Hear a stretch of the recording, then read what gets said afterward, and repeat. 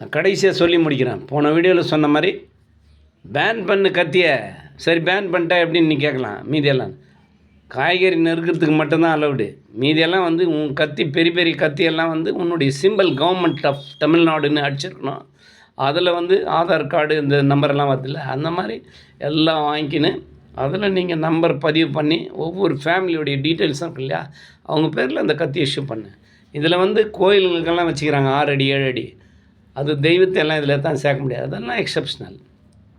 மீதி சின்னது எது எந்த காய்கறி நறுக்கிறதுக்கு கூட என்ன சீலோட வெளியின்றேன். சரி இது லாங் டேர்ம் பிளான் வச்சே ரொம்ப நாள் ஆகாமல் செய்ய, இன்னும் 20 வருஷத்துக்கு அப்புறம் அது கொலை நடக்காது இருக்கும்.